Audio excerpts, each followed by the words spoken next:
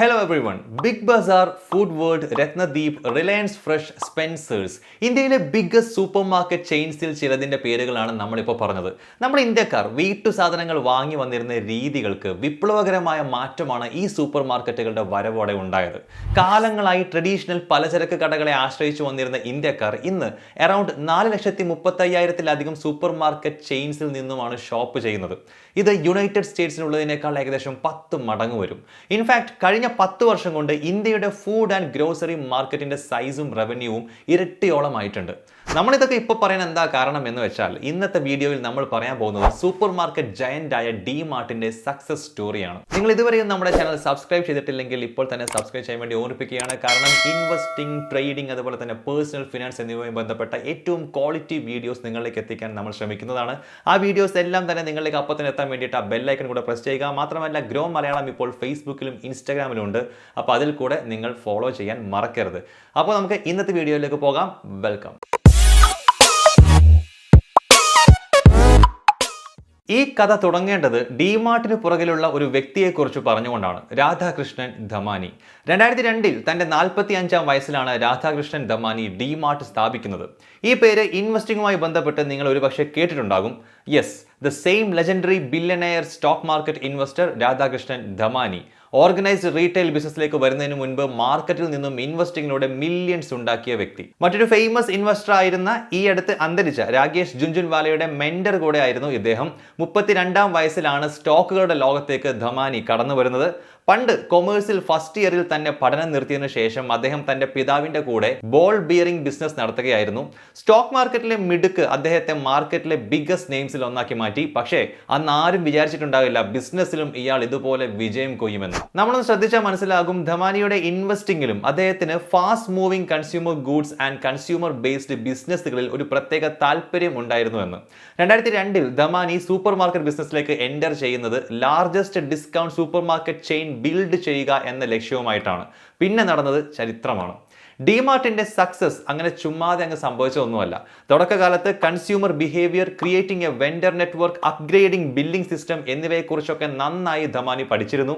അധികം വൈകാതെ ഈ ബ്രാൻഡ് അവന്യൂ സൂപ്പർ മാർട്ട്സ് എന്ന പേരിൽ അതിന്റെ മാർക്ക് ഉണ്ടാക്കുകയും സ്റ്റോക്ക് മാർക്കറ്റിൽ ലിസ്റ്റ് ചെയ്യപ്പെടുകയും ചെയ്തു. ധമാനിയുടെയും ഡിമാർട്ടിന്റെയും ഈ സക്സസ് സ്റ്റുഡൻസിനും ബിസിനസ്സുകൾക്കും ഓൺട്രപ്രണേഴ്സിനും ട്രേഡേഴ്സിനും ഒക്കെ ഒരു കേസ് സ്റ്റഡി തന്നെയാണ്. അപ്പോൾ ഇന്ത്യൻ പബ്ലിക്കിനിടയിൽ ഡിമാർട്ട് ഹിറ്റ് ആയത് എങ്ങനെയാണ് എന്ന് ഇനി നമുക്ക് ഒന്ന് ഡീകോഡ് ചെയ്ത് നോക്കാം. ഇതിൽ ഒന്നാമത്തെ പോയിന്റ് മിതമായ വിലയാണ്. ഡിമാർട്ട് സ്റ്റോഴ്സ് വിസിറ്റ് ചെയ്തിട്ടുള്ളവർക്ക് അറിയാം, അവിടെ ഉള്ള ജനറൽ പ്രൈസ് MRPക്കും റീറ്റെയിൽ പ്രൈസിനും കുറവായിരിക്കും. ഇൻഫാക്ട് മിക്ക പ്രൊഡക്ട്സിനും മിനിമം 3% ആവറേജ് ഡിസ്കൗണ്ട് ഉണ്ടായിരിക്കും. Yes, that's right. Strong inventory management ആണ് ഇതിന് പിന്നിലെ റീസൺ അല്ലെങ്കിൽ രഹസ്യം. ഡിമാർട്ടിന് എക്സലന്റ് ഇൻവെന്ററി കൺട്രോളും ടേൺ ഓവറും ഉണ്ട്. ഇത് രണ്ടും കാരണം അവരുടെ വെൻഡേഴ്സിന് കൃത്യസമയത്ത് പേയ്മെന്റ് നൽകാനും ഡിമാർട്ടിന് കഴിയും. വെൻഡേഴ്സ് എന്ന് വെച്ച് കഴിഞ്ഞാൽ വിൽപ്പനക്കാർ, അവർക്ക് ഗൂഡ്സ് എത്തിക്കുന്ന ആളുകൾ. വെൻഡേഴ്സ് ഇതുകൊണ്ട് തന്നെ റീസണബിൾ ഡിസ്കൗണ്ട് ഡിമാർട്ടിന് ഓഫർ ചെയ്യുന്നു. ഈ ഡിസ്കൗണ്ട്സ് ആണ് പബ്ലിക്കിന് അഫോർഡബിൾ ആയ പ്രൈസിംഗ് സ്ട്രാറ്റജി നിലനിർത്താൻ ഡിമാർട്ടിനെ സഹായിക്കുന്നത്. അതിന് പുറമെ ഡിമാർട്ട് അതിന്റെ റവന്യൂവിന്റെ ഒരു ഭാഗം ഉണ്ടാക്കുന്നത് സ്ലോട്ടിംഗ് ഫീസിലൂടെയാണ്. എന്താണ് ഈ സ്ലോട്ടിംഗ് ഫീ? സൂപ്പർ സ്റ്റോറുകളുടെ ഷെൽഫുകളിൽ തങ്ങളുടെ ബ്രാൻഡുകൾ വെക്കാൻ വേണ്ടി മാനുഫാക്ചറേഴ്സ് സൂപ്പർ മാർക്കറ്റുകൾക്ക് നൽകുന്ന ഫീ ആണ് ഇത്. ഈ ബിസിനസ് മോഡൽ ഓഫ് റവന്യൂവും അഡീഷണൽ ഡിസ്കൗണ്ട്സ് ഓഫർ ചെയ്യാൻ ഡിമാർട്ടിനെ സഹായിക്കുന്നു. അടുത്ത പോയിന്റ് ട്രസ്റ്റഡ് ബ്രാൻഡ് ആണ്. Superior quality control and discounted pricing എന്നിവയിലൂടെ കസ്റ്റമേഴ്സിന്റെ ട്രസ്റ്റ് നേടിയെടുക്കാൻ ഡിമാർട്ടിന് കഴിയുന്നുണ്ട്. വെജിറ്റബിൾസിൽ തൊട്ട് ഡിറ്റർജൻസിൽ വരെ ഈ discount super market consistent quality control maintain ചെയ്യുന്നുണ്ട്. ഇതാണ് one of the biggest reasons for it's success. പലപ്പോഴും ഡിസ്കൗണ്ടുകളോ കുറഞ്ഞ വിലയോ ഓഫർ ചെയ്യുന്ന സൂപ്പർ മാർക്കറ്റ്സ് ക്വാളിറ്റിയിൽ പക്ഷേ കോംപ്രമൈസ് ചെയ്യുന്നതായിട്ട് ആരോപണം കേൾക്കാറുണ്ട്. പക്ഷേ ഡിമാർട്ടിന്റെ കേസ് അങ്ങനെയല്ല. തങ്ങളുടെ ഡിസ്കൗണ്ട് പ്രൈസിംഗിനെ കുറിച്ച് ഇവർ ഇങ്ങനെ അടിച്ചു വിടുക മാത്രമല്ല ചെയ്യുന്നത്, ഇവരുടെ goods, products and importantly detergents മുതൽ വെജിറ്റബിൾസ് വരെയുള്ള ജനറൽ ഗ്രോസറീസ് എല്ലാത്തിനും ഗുഡ് ക്വാളിറ്റി കൺട്രോൾ ഉണ്ട്. ഇവിടെയാണ് പല മേജർ റീറ്റെയിലേഴ്സും സൂപ്പർ മാർക്കറ്റ് കോമ്പറ്റീറ്റേഴ്സും തോൽക്കാറുള്ളത്. സോളിഡ് ക്വാളിറ്റി കൺട്രോൾ, അതിനു പുറമെ ഡിസ്കൗണ്ടഡ് പ്രൈസിംഗ്, ഇത് രണ്ടും ഡിമാർട്ടിനെ പൊതുജനങ്ങൾക്കിടയിൽ ഒരു ട്രസ്റ്റഡ് ബ്രാൻഡ് ആക്കി മാറ്റി. ഇതാണ് ഡിമാർട്ടിന്റെ സക്സസിന്റെ വലിയൊരു ഫാക്ടർ. ഇൻഫാക്ട് കോവിഡ് ലോക്ക്ഡൌണിന്റെ ഇടയിൽ പോലും ഡിമാർട്ട് ആയിരുന്നു മിക്ക മിഡിൽ ക്ലാസ് ഫാമിലീസിന്റെയും ദൈനംദിന ആവശ്യങ്ങൾക്കുള്ള ഫസ്റ്റ് ചോയ്സ്. അടുത്ത point, DMart targeted the middle class. ഇതാണ് ഡിമാർട്ടിന്റെ ഫിനോമിനൽ സക്സസിനുള്ള one of the strongest reasons. അവരുടെ primary target market middle class ആയിരുന്നു. ഇങ്ങനെ ഒരു ഡെഡിക്കേറ്റഡ് കസ്റ്റമർ ബേസ് ഉണ്ടാകാനുള്ള കാരണം തന്നെ തന്നെ സാധാരണ ഉപയോഗിക്കുന്ന പ്രൊഡക്ട്സ്, ഗ്രോസറീസ് ആൻഡ് ഗൂഡ്സ് എന്നിവയ്ക്ക് നമ്മൾ നേരത്തെ പറഞ്ഞ good quality and low pricing ഉള്ളതുകൊണ്ടാണ്. ഒരു ഡിമാർട്ട് സ്റ്റോർ രാവിലെ വിസിറ്റ് ചെയ്താൽ തന്നെ ജനറൽ പബ്ലിക്കിന്റെ തിരക്ക് നമുക്ക് കാണാൻ പറ്റും. സ്റ്റോർ ഓഫർ ചെയ്യുന്ന ഈ ട്രസ്റ്റും പ്രൈസിംഗും ഡിമാർട്ടിനെ സംബന്ധിച്ച് മുന്നോട്ട് പോക്ക് വളരെ വേഗത്തിലാക്കി, especially in terms of revenue and goodwill. നല്ല പേര് സമ്പാദിക്കാൻ പെട്ടെന്ന് തന്നെ ഡിമാർട്ടിനായി. അടുത്ത factor, DMart focused on food and consumer goods.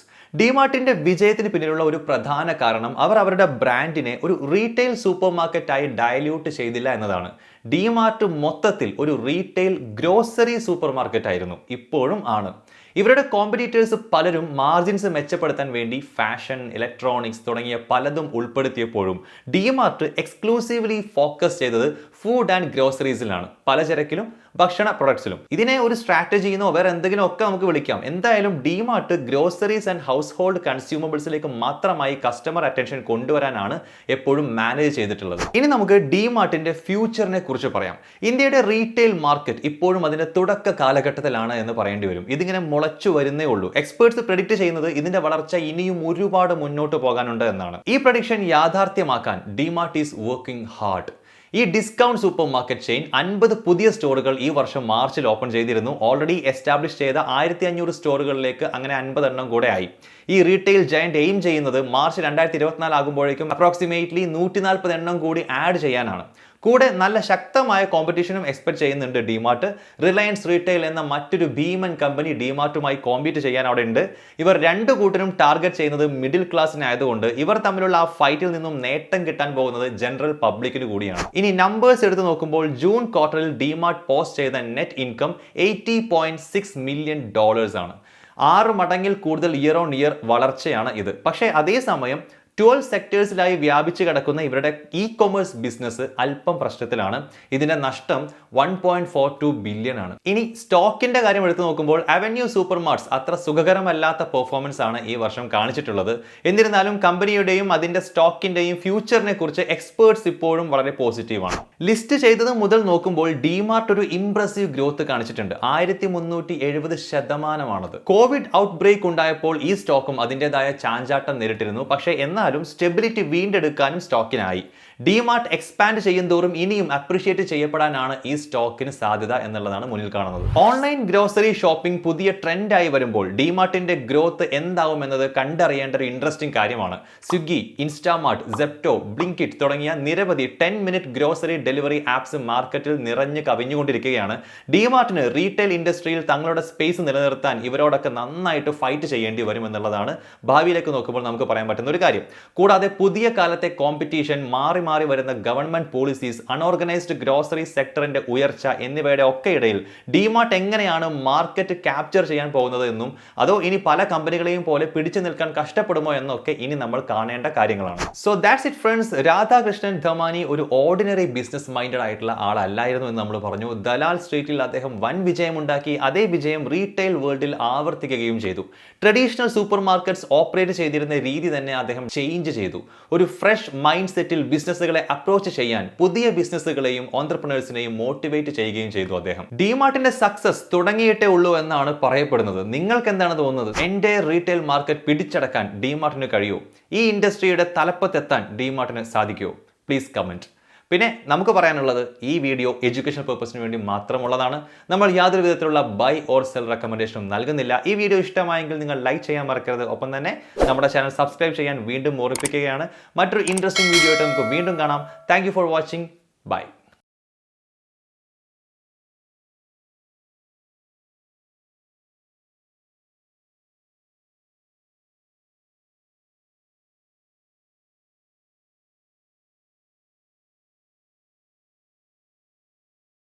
Investment in securities market are subject to market risks. Read all the related documents carefully before investing. Please read the risk disclosure documents carefully before investing in equity shares, derivatives, mutual fund, and or other instruments traded on the stock exchanges.